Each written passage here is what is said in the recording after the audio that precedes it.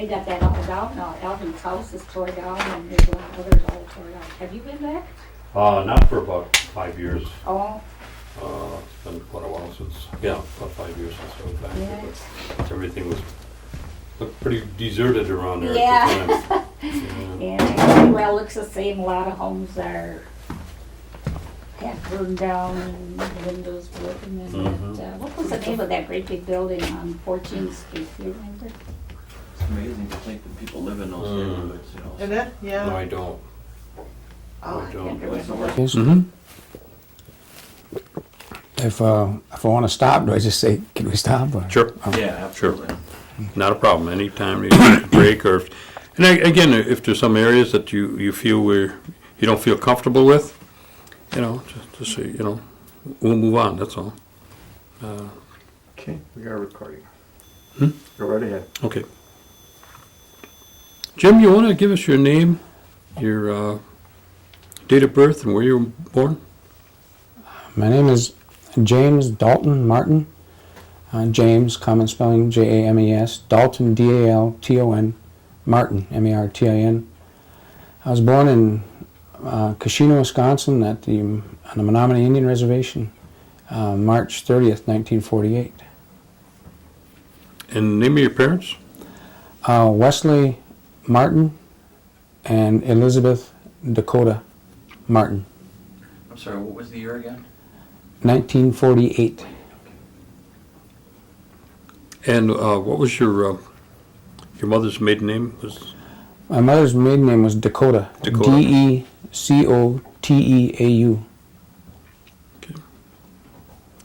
And were both of them from the Menominee area? My dad is from Menominee, and he's enrolled Menominee. My mother's enrolled Oneida. She was half Oneida and half Ojibwe. And she was born in Odena, Wisconsin, my mother. All right. Do you remember your names of your grandparents?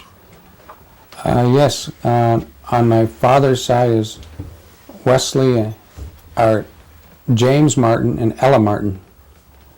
And her maiden name? Her maiden name was Prickett. Spell it for us if you can. Prickette.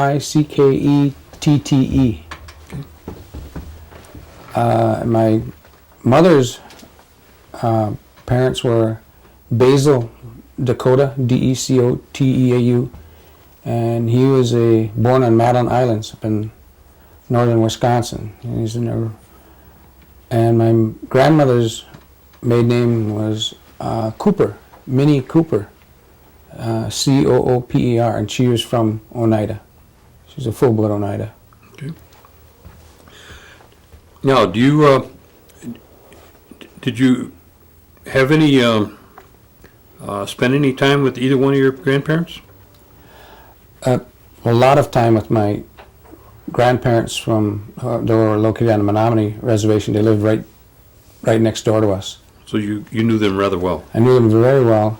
On the other grandparents, the one, Basil Dakota, lived up in northern Wisconsin, so we didn't get to see him too often. And sort of the same for my grandmother, Minnie Cooper Dakota. She lived down here in Oneida, and she had gotten apparently divorced or something, and she had remarried Julius Danforth, and they lived down here, and we always referred to her as Grandma Oneida, Okay. to try to keep them which ones we were talking about. Mm-hmm. And I knew he had a relation down here, and we'd come and visit every once in a while, but not as often as I recall. And Grandma Oneida, I think, never came up to the Menominee Reservation. Maybe just once or twice. Do you know if what your Grandma Oneida's educational background might have been? No, I don't. Okay. I have no idea. Mm-hmm. What about your grandfather on that side? Again, he was a guide you know, he earned his living from being a fishing and hunting guide up in northern woods, up in primarily around Bad River Indian Reservation, Lac du Flambeau Reservation, and then north of there. As to his education, I'm no idea. Okay. And your grandma Oneida, she spoke Oneida? Right, fluently. Mm-hmm. And your grandfather, did he speak He spoke Ojibwa. Ojibwa? Yeah. Hmm. Do you know how they met? School or something? No, I don't recall. I think if I had time to prepare the interview, I probably could have Sure. found that information out. It's interesting that I guess my mother, they sent her away to Flandreau Indian School when she was young because there's too many mouths to feed, I guess, in the household, and she was the oldest, and she left school at the age of 14, 7th grade in Flandreau, to go to work as a maid for a family in Neopet, Wisconsin. And then as she grew up there, that's where she met my father. Mm. I just find it astounding. When I was 14, I think of, geez, how would I have been able to go out and work in somebody else and live in somebody else's house? That's amazing. It's mind-boggling I think about what I was doing when I was 14 years old. In the comparison, right. Wow, it's just amazing. You don't think of hardships and things like that. Yeah. Okay, let's talk about the other side of the family than your grandparents that you knew very well, you said, and lived with them? They lived right next door to us. I see. And my grandpa, Jim, was a forester up there, and so we did some hunting and that.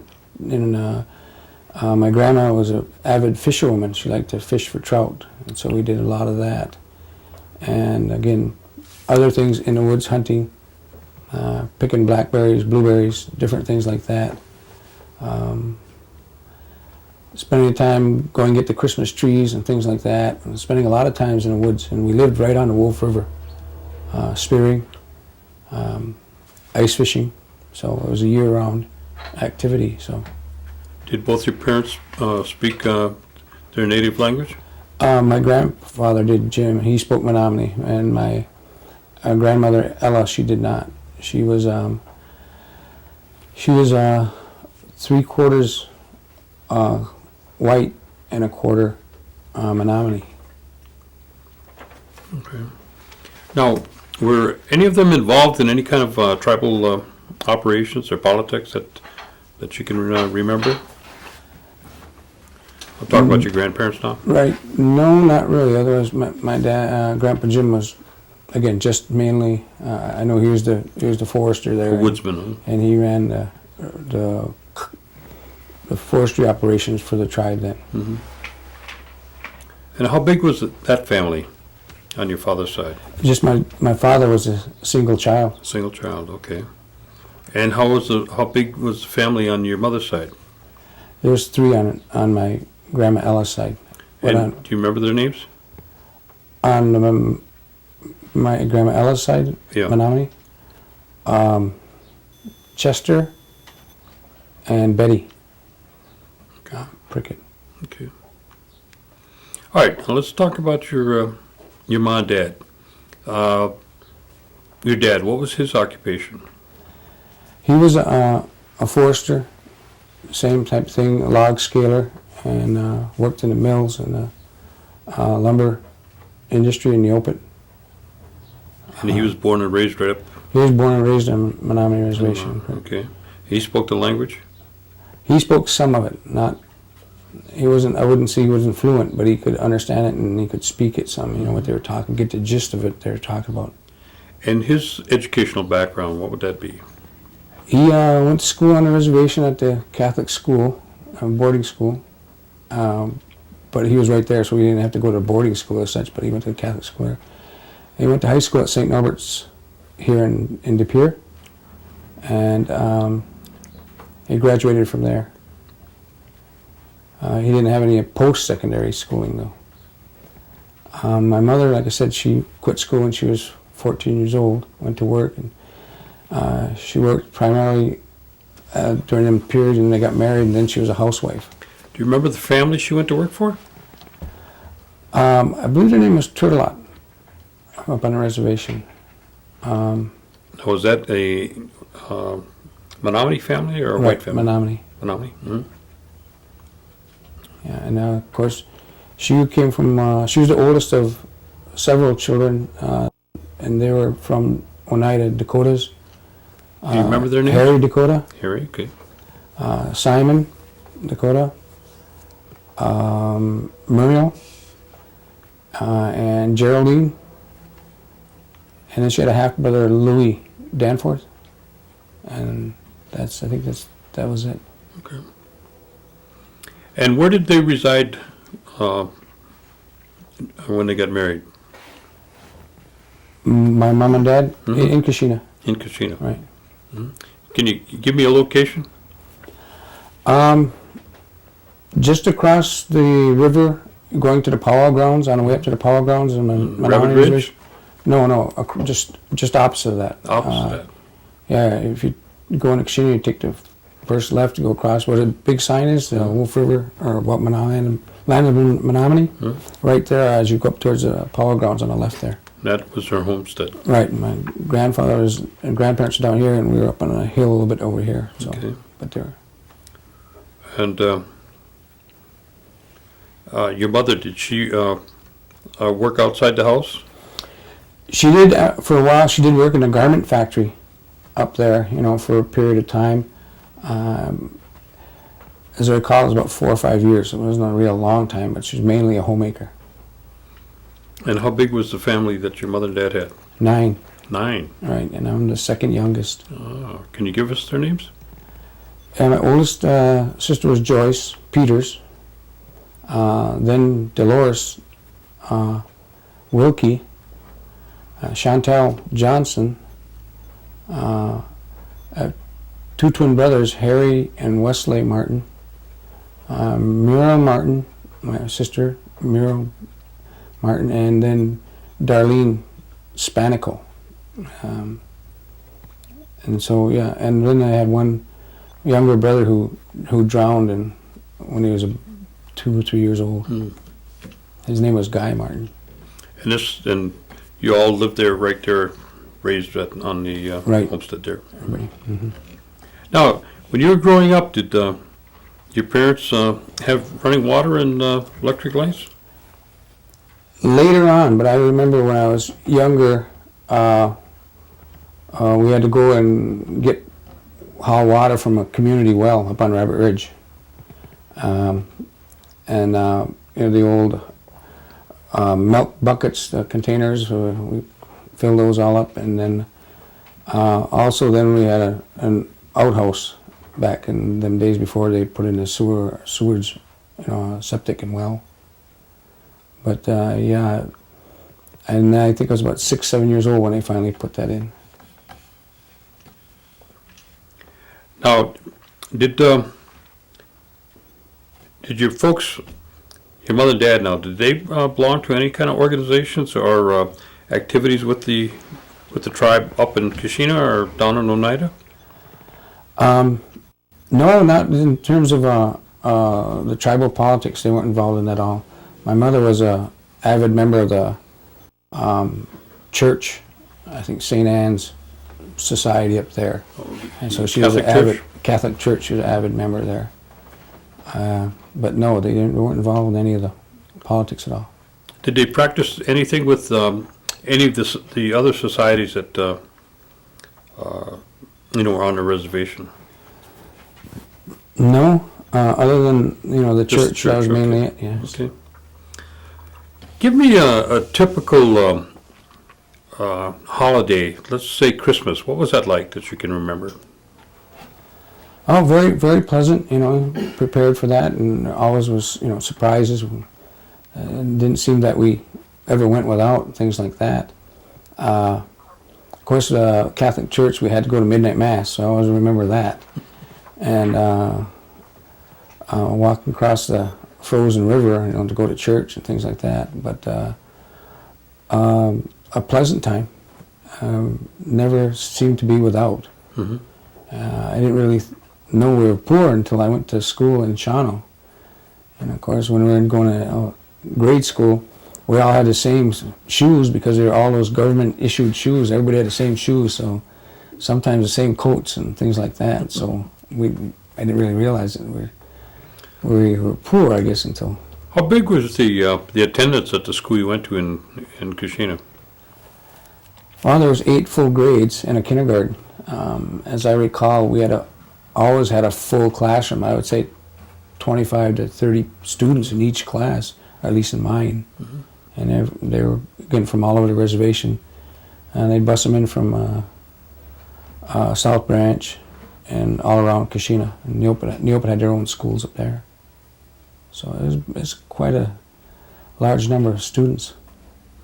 Did they make any distinction for yourself being Oneida or Menominee, or didn't that exist? It really, I never thought of it, and nobody ever really brought it up until the Menominees were terminated in 1961, and I was getting older, and I was getting ready to wanted to go to college and go to school, and we couldn't get any funding because they said Menominees were terminated. And then at that time, my mom said, "Well, why don't you go to Oneida and get enrolled down there?" And that's the first time I really knew that I was Oneida. And then that's what happened. What kind of blood quantum did they give you then? They give me a quarter here Quarter in Oneida. blood. Okay. Right. And that makes you eligible. right.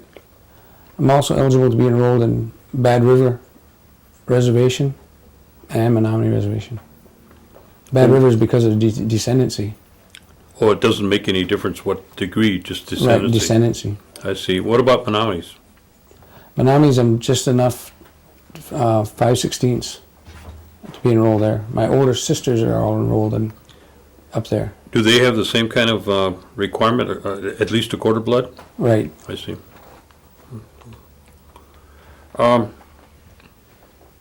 When you were second youngest, you say. Mm-hmm. Tell us what your responsibilities were at home after school, or even before school started. I was mainly at different times. That'd be my turn to make fire in the morning, and we had a wood furnace, and always we're always cutting wood, or chopping it, or splitting kindling, stuff like that. So that was the main thing. Was that taking care of the wood, and then of course in the summertime, lawn chores, things like that. Taking out garbage, I guess, and those regular routine things. Yeah, but it mainly was cut a lot of wood. Yeah. Did you have any kind of I don't know if you'd call them hobbies? Maybe it was necessity in terms of hunting or fishing. Yeah, it was more of a hobby, for me. But again, we're out there all the time, Menominee Reservation, you have some unwritten rules where certain areas are set aside for just your family or your group of people, and we had our own areas there, and so again, it was more of a hobby, but everything that was taken was eaten and utilized. So, mm-hmm. And of course, the same for the apples and blackberries and blueberries and things like that. Now, did you have any special way in terms of, when you went hunting for let's say small game, or did you use, just sticks, or did you have guns? Were you able to? We always had guns. Guns. Right. Mm-hmm. Depending on for small game, pheasant, things of that nature, we utilized 410 gauge, 410s, mm-hmm. or 16 gauge, 20 gauge. We always had a lot of guns, and then rabbits. We used little snares and stuff like that for that.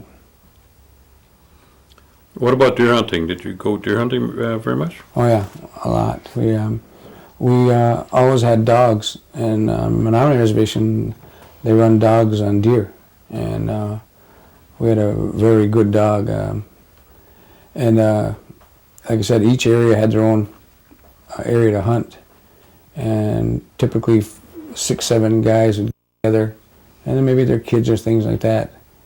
And it was pretty routine to get at least one deer, you know, when you're out hunting.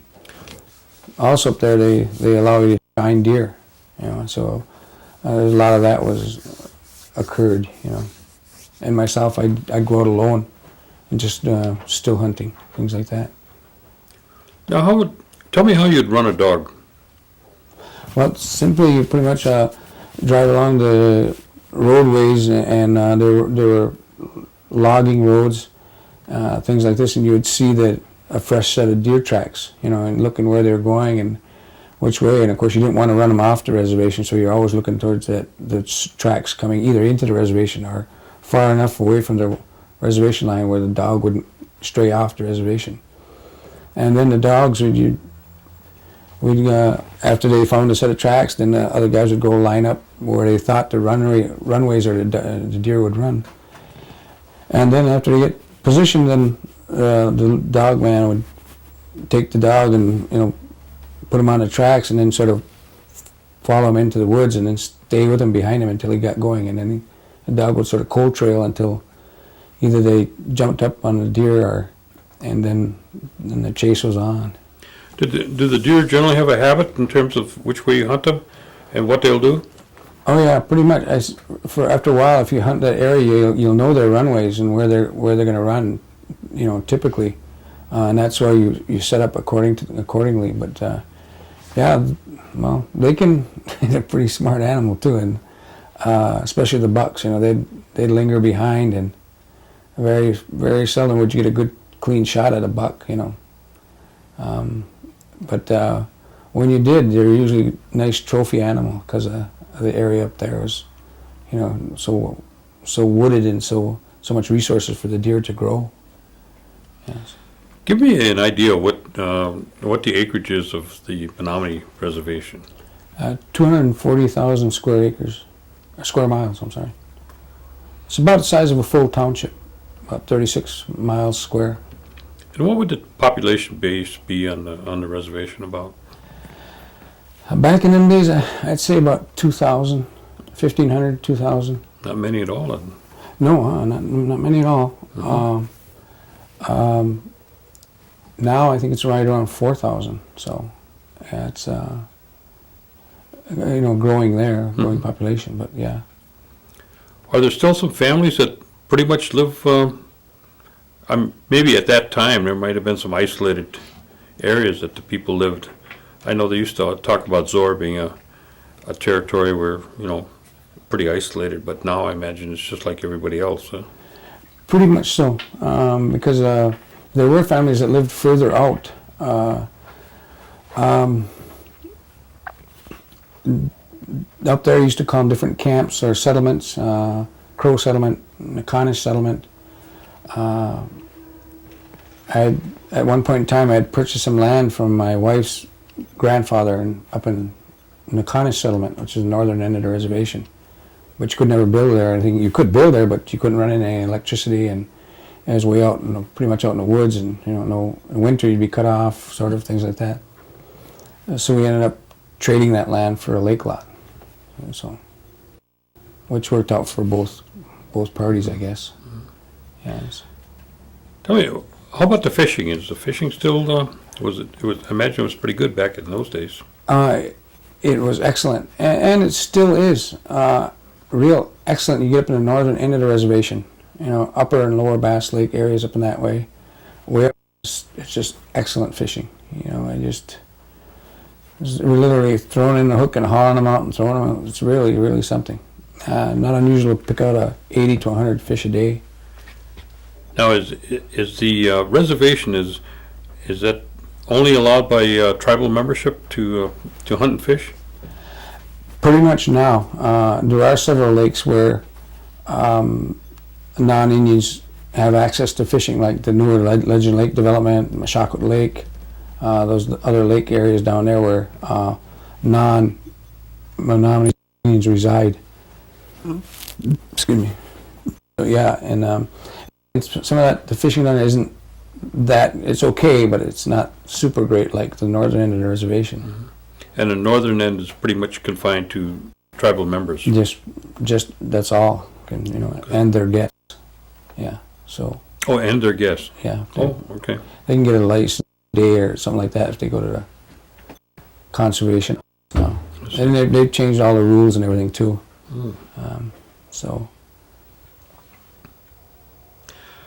Now, let's go back to you going to school. You went to the Catholic school? right, St. Joseph's. Yeah.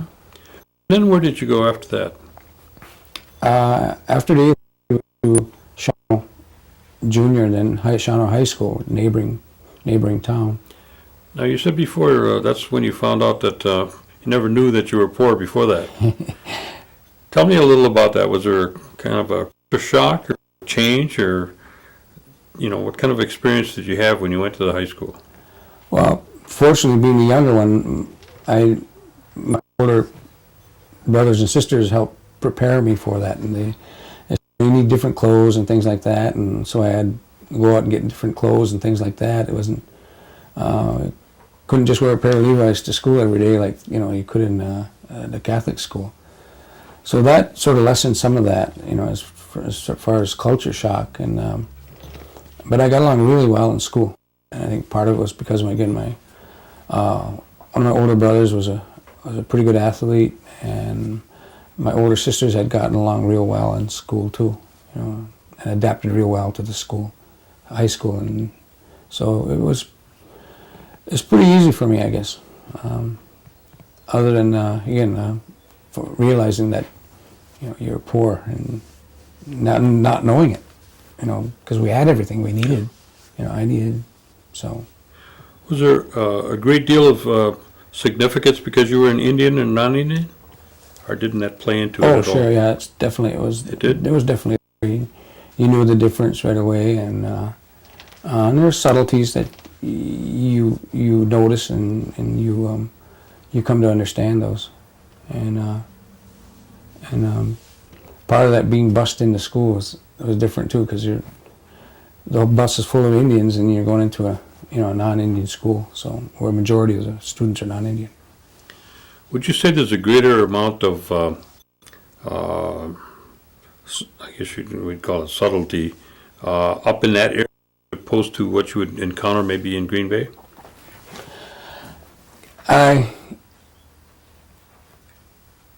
Yes, I was more aware of it, little things. But after a while, you get comfortable with it. If there are boundaries and if there are subtleties. My experience has been in this area that is somewhat less because, again, there's more diversity. You have more of a diverse population here now. There's a lot of blacks, a lot of Hispanics, and Asians moving into this area. And this area here is growing really, really fast. So less here than that I've noticed. And up in that area. Okay. All right. How was high school? High school for me was really, really good. I was active and involved in sports and things like that, and so that made it a lot easier, to get along, to move right into sort of the system. And probably that was the main reason was athletics, and looking forward to playing athletics too in a regular conference or high school, activities. So yeah, it was very good for me. What sports did you participate in? Football, basketball, and then boxing. Boxing, of course, was run on the reservation, and everybody up there boxed. It's like, if you're in a town where the main sport is hockey, everybody plays hockey. Well, there everybody boxed, and that was a very good experience. A lot of camaraderie built up within the brothers, that sharing that. Especially your own weight division, because those are the ones you had to spar against all the time. So you develop some, close relationships. And in high school, our first time ever in the Shawano High School, our first game my junior year, the full backfield was all Indian. That was the first time that ever happened, you know, and it was unusual. And sure enough, the first 1, 2, 3 players, their fullback went down, knee shot, gone for the season. But it was a milestone, I think, in that area for that to happen. So it was quite an accomplishment. I guess when you have a full backfield, is all, and only one school, versus here the schools are all spread apart. Freedom, Seymour, you know, Westy Pier, those areas. So that was something. When did you finish in Shawano? I graduated in 1966, and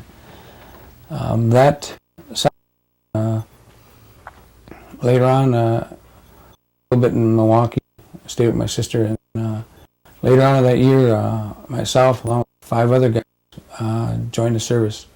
Of course, Vietnam was building up and heating up, so 6 of us went in service together. Where'd you go? Fort Leonard, Missouri. You joined the Army? Right. Mm-hmm. And then we split up. We got down to the induction center in Milwaukee, and lost right away. One had a heart murmur, eardrum. So then that left us down to 4. And of those 4, I'm the only alive yet. Yeah. What were their names? Melvin Lyons, Henry Martin, and Carl Wapoose. And where did they send you from Fort Leonard? I stayed there at Fort Leonard. The other 3 went to Fort Polk, Louisiana. After I went to leadership school there after basic training. After that, then I was sent over to Vietnam. And what do they call it, MOS? I was in combat engineers, and primarily we helped build schools. Some of our unit cleared jungle for, around fire bases and things like that. And I stayed there a year. How old were you then? I left my home when I was 19, and I come back when I was 20. Okay. You spent a year's tour in Vietnam.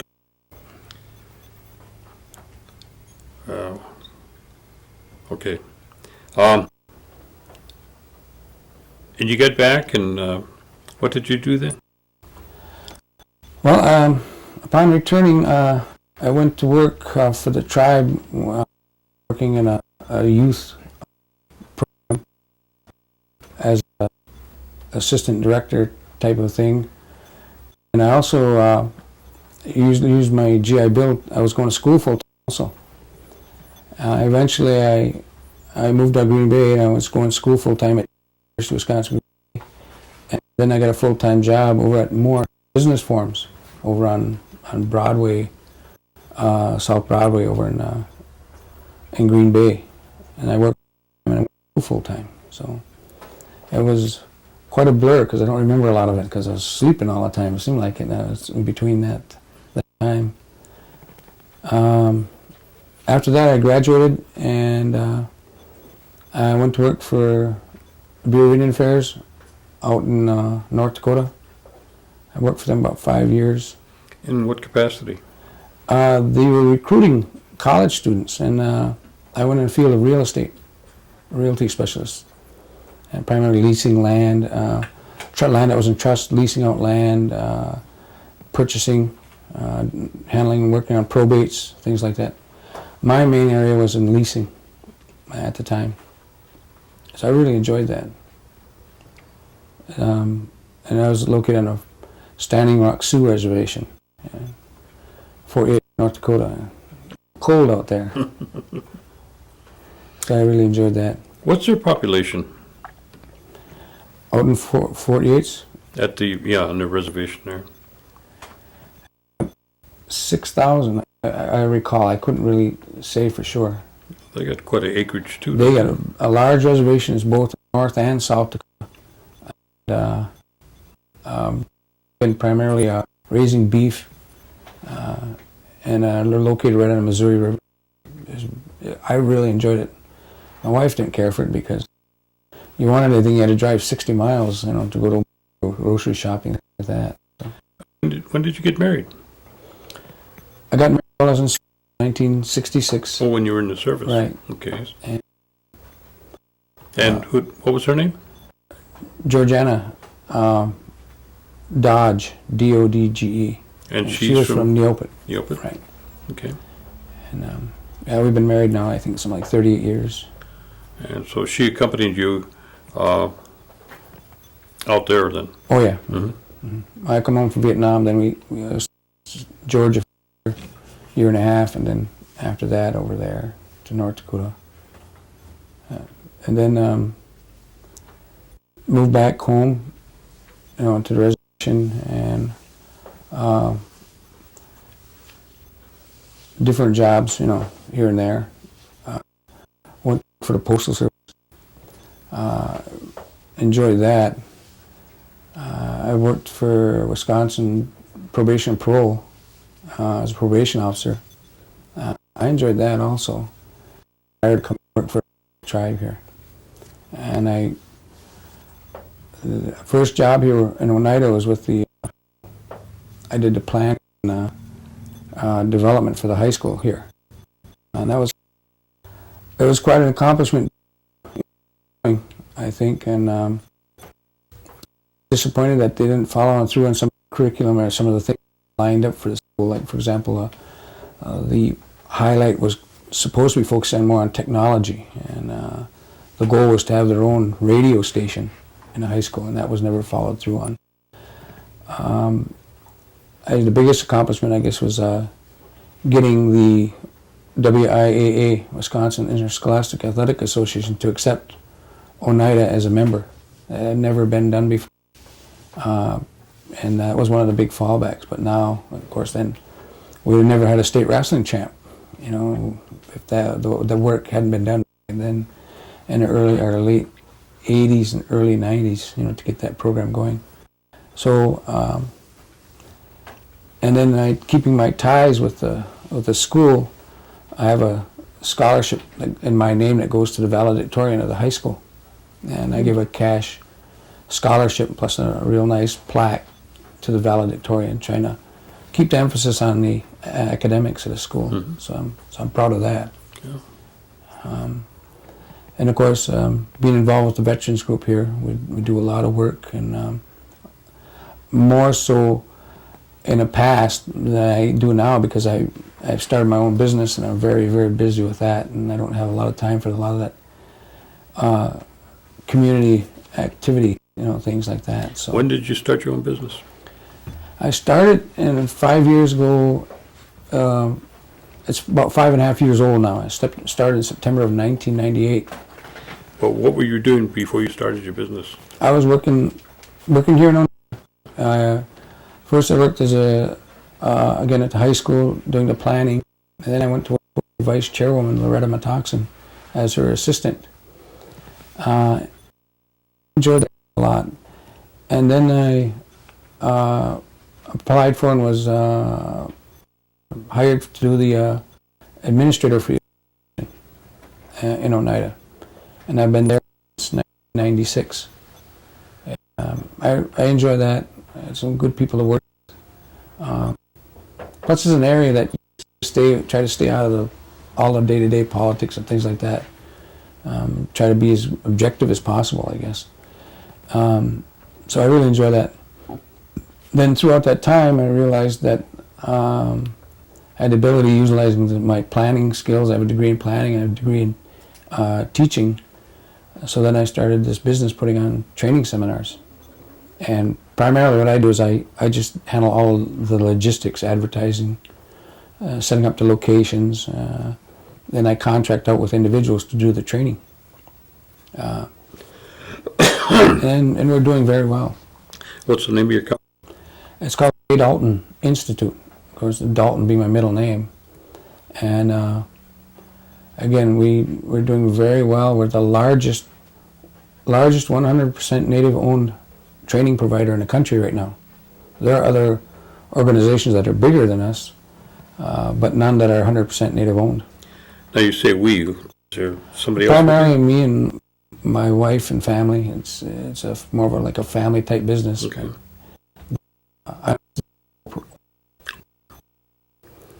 Yeah, but again, just come back from Alabama, New Mexico. We had our biggest session down there when they had the gathering in Nation Powell.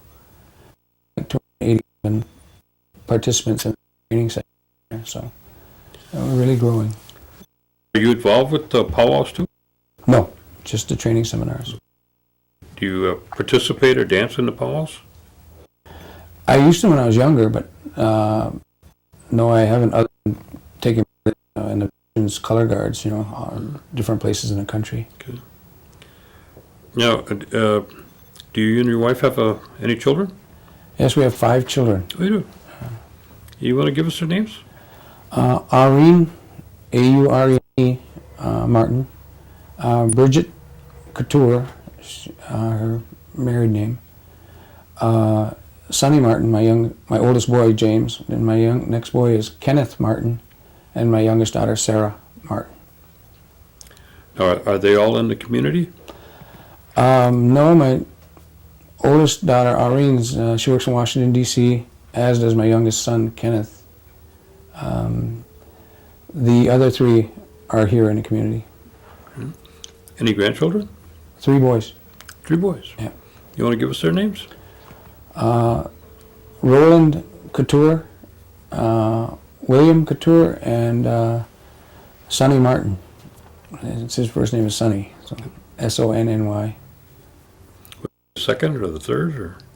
He'd be the third. Third, Well, wouldn't no, he wouldn't be a second Okay. because my second oldest boy's name, or oldest boy name is James, Oh, and his name is Sonny Martin. So okay. no, not the third. Okay, let's go back. You're running your business as well as the Appeals Commission manager, right? Administrator, right? Mm-hmm. And that's what you're currently in. Mm-hmm. Mm-hmm. Now, And plus, I'm commander of the veterans post here. oh, you're the commander. Right. And how long does that go for? I've been commander since 1992. Wow, that's quite a while. And there was one break in there years. for a year. I just Yeah. couldn't handle it anymore, so I asked to step down, and another gentleman stepped in there and did a good job. But then he didn't want to do it anymore, so the guys asked me to take it back over again. So How big is the membership? ours is 47, and then we also have some associate members, ladies that help us do Like an different auxiliary? community events, huh? Like an auxiliary or something? Sort of like an auxiliary. We just call them AMVETS associates, like that. And again, we run a number of events every year, less than we used to, because again, it takes a lot of work and a lot of effort. But our awards banquet is the second largest event in the community. The biggest being, of course, the Elders' Christmas Party. But again, ours is the second largest event in the community. And it's a very good, worthwhile event too. A lot of pride and a lot of community morale are built around those things. So, and we started that in 1994, our first one. So it's an annual event. Now, you've been around the block a few times. Give me an idea of what you would like to see or expand upon in terms of the tribal operations. Do you have anything that you have a feeling for that you'd like to see improved, changed, or whatever? I think for myself, the biggest thing is trying to develop more of our infrastructure. Traditionally on reservations, you don't have any. The infrastructure that we do have has been church groups, our veterans groups. You don't see Kiwanis, Eagles, Optimists, those types of service organizations. And that's all you have is those veterans groups, maybe a classic car cruisers or a motorcycle club, things like that. And we aren't putting enough emphasis on on investing in our own people in terms of small business. And that's one thing we're really failing, I believe. Even though they have laws on the books that say they have Oneida preference or this and that, the managers continue, to ignore it. And the ones who are ignoring that really are the elected leaders, because they should be cracking the whip on these people and say, hey, you follow, that's a law, you follow it. So that's one of the big things that me personally, I think that as far as being a small business person, knowing that with all this money that's here and turning around, we're totally ignoring that segment of the population. And I guess if I wanted to work in an area, that's where I'd like to work, is just trying to help foster small business. We did have one program that was an excellent concept, but it just wasn't run right. And they finally just let it go by the wayside. It's unfortunate, because there's a lot of potential there. Another thing I'm very proud of is when I was working for the vice chairwoman, I wrote and developed a veterans home loan program. We started a revolving loan fund, and to date now there's some 80-some Oneidas have gotten homes from that loan fund, and it's a revolving loan fund.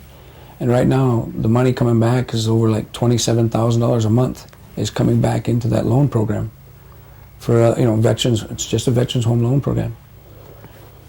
I was disappointed, I think, in the fact that, from my perception, that we didn't have some good leadership in the veterans office there, because the second part of that, second phase of that loan program was small business loans to veterans. And then phase 3 of that, which again was, at the time when it was written, the thought was to turn Shaman Lumber area over there into a plant for building log homes at cost for tribal members, and then at a profit for, competing in the open market, utilizing the non high product wood from like Menominee Reservation, Bad River, where you can utilize a lot of cedar or hemlock for building those log homes. And there it's just a matter of putting our guys to work constructing them, And of course we lost all our Oneida construction crew people, laid off. But at the time I thought it was a great idea, because one of those programs that could just feed on itself and build on it. And you got the Veterans Home Loan now. And I feel good because that was my whole plan. I developed it and authored it and seen it through, and then of course Division of Land Management oversees that now. But again, 80 families, that's I guess having an impact, each individual, I think, having an impact on your community. We've done when I think about it now, that's been a major impact. Along with that, the veterans, being a founding member and charter member of the Veterans Group. And all the things we've done, we've raised over $50,000 in scholarship money. And I think some of that led to the General Tribal Council saying, hey, let's start funding this scholarship program full, which is a real benefit. And then working tuna planning in high school. So I think as far as individually making your imprint on the community in a positive manner. Yeah. And so I feel real good about that. Good. Okay, lastly, what kind of recommendations would you have for our youth coming up? For the youth coming up, it's not necessarily just for the youth, it's a community issue. Okay. And we got to do more things, I think, to get the youth involved with the elders more. There's different ways we can do that. I thought of, for example, high school here has their prom, their annual prom, usually on a Saturday night. I would like to see more things like, say, a Friday night, they have a senior or elder prom, where high school students are required to bring an elder to a prom. And that way getting them more involved with the elders, and the elders be more involved with the youth. Make it like a requirement. And then there'll be some more bonding and understanding, and trying to get the elders to let them know all the dangers that are truly out there. Again, from the media today, which is their biggest influence, a lot of very disrespectful things happen, and the youth pick up on that. You know, the language, and it's appropriate to be disrespectful when it's not. So I think for the youth that they should be more looking at the big picture and trying to let them see that they have to learn by experience. You know, and sometimes it gets to be too late. And that's the only way they're going to learn is by experience. I mean, you know, touch a hot stove, you're never going to do it again. And those types of things, trying to get that message across to them that these older people do know what they're talking about. Even you don't want to hear what they're saying, there is a message there. So just things like that, innovative things that maybe you could look at doing. You know, and I like the community feast. I like the grandparents and having a breakfast or dinner during a maple syrup season. So there are some very good things, and I think that's the message too. There's so many good things that happen here on a day-to-day basis, but you never really hear about it. It's always, you know, the bad things and always the fighting or the possible bickering. But there's a lot of good things that happen on a daily basis. Okay. Yeah. Anything else that you want to share? No, Covered it all? I guess pretty much. Well, I want to thank you for coming down and taking the time to share with us. Yeah, I appreciate the chance. We appreciate this very much. Okay, Great Alan interview. will disconnect.